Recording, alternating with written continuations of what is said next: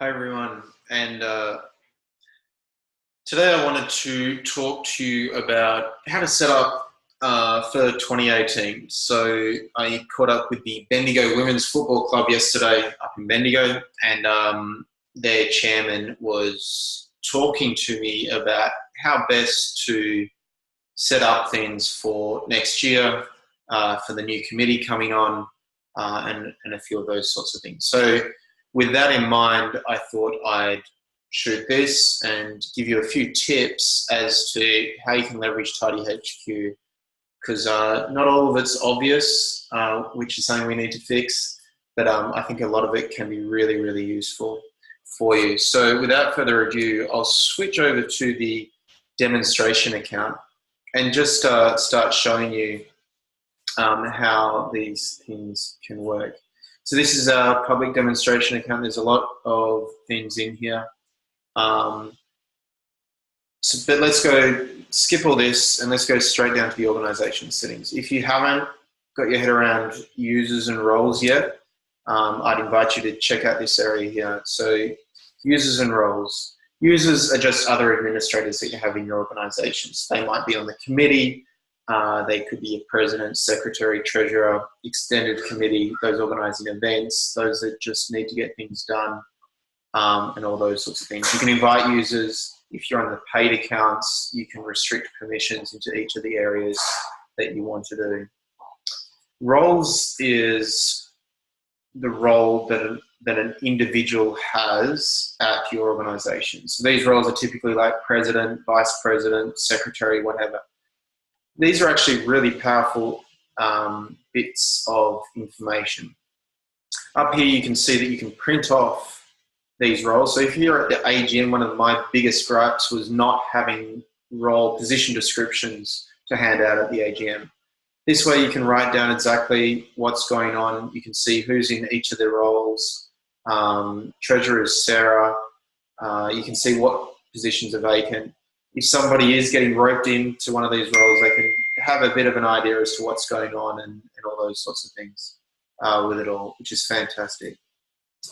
So if we come back here, you can actually adjust everything that a president does. So obviously the templates that we provide you aren't always exactly what you do. So you can adjust this however you like.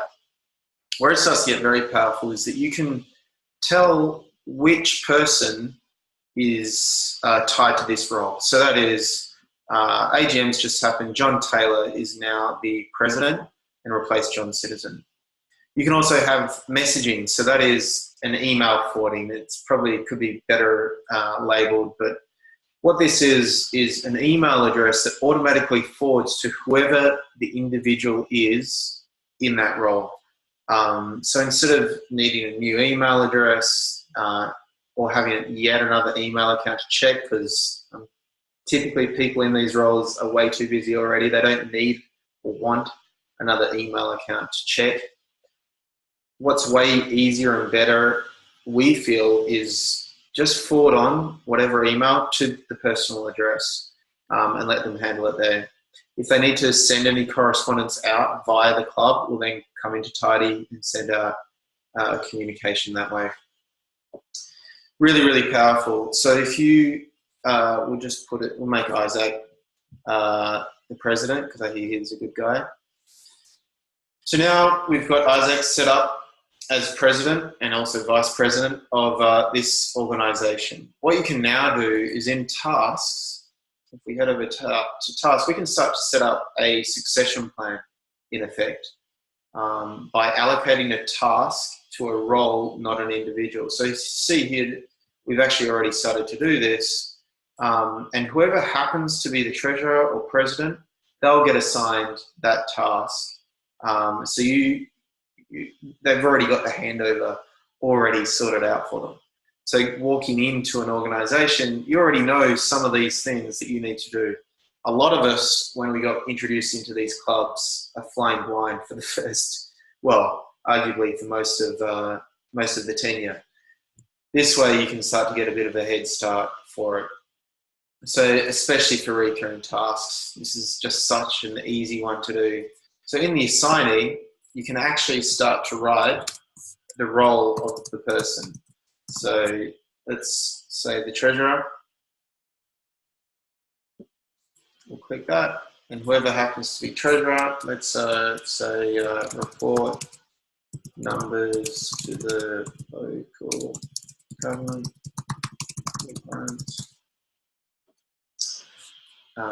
That's what we need to get done.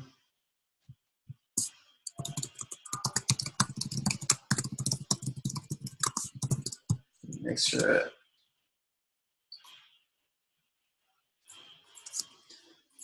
Reporting, we'll say it's due every year on February the 22nd. It repeats every single year on February the 22nd.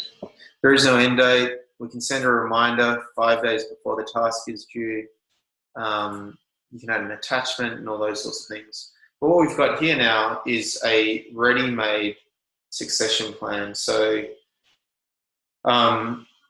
we can see exactly what's going on with each of these things. So here we can see that the report numbers to local government, the grants task has been set up. It's for the treasurer, who's Sarah. If we go into the roles and we head back into the treasurer role, and we can assign the role to somebody else. So if we go in here and say, actually, Sarah is no longer the treasurer, she got bumped out, so we've replaced her now with Stuart Goddard. We can also send up an email address for him. Oops, I can spell it right. Email's already been taken. Somebody's already done this. Treasurer number 2.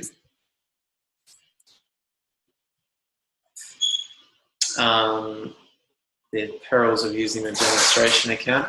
It's made to the public, available to the public. So now if we go into tasks, those tasks will now be automatically assigned to Stuart because he's now the treasurer.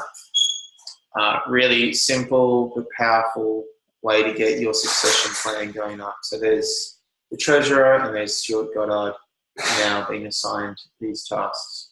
Really simple, really powerful.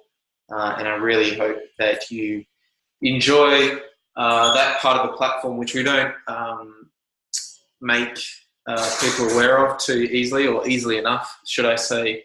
So, but it can have huge upside to running the organisation. Hope that was really helpful. I hope you utilise it if you think it can be done better or different or what have you. As always, more than happy to hear from you, and would gladly take on some of your feedback. Thank you for watching. We'll see you on tidyhq.com. Ta.